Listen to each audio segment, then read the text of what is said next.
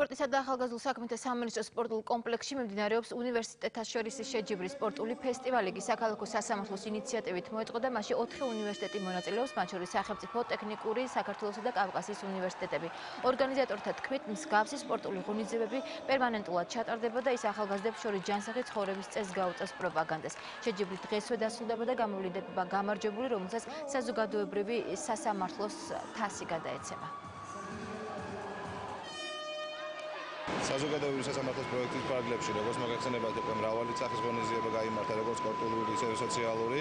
დღეს ჩვენ მასპინძლობთ სახელმწიფო უნივერსიტეტებს და არამარტო სახელმწიფო უნივერსიტეტებს და უწყობთ ხიარულ სტარტებს, რომელიც მათ და მეგობრებსაც და საერთოდ სასამართლო და საზოგადოების დაახლოებას შეუწყობს ხელს. რუსთავი 2 სპორტული და გასართობი თამაშების ასოციაციასთან ერთად სტუდენტებისთვის აწყობს ქალაქ თბილისის სასამართლოს ორგანიზებით სპორტული და გასართობი თამაშების სერიას. მსგავსი ღონისძიებები სტუდენტებისთვის ვფიქრობ, რომ ძალიან მნიშვნელოვანია, ვინაიდან მუდამ გატვირთული და სასწავლო განწყობა გვაქვს და ეს ერთგვარ განტვირთვას გვაძლევს სტუდენტებს.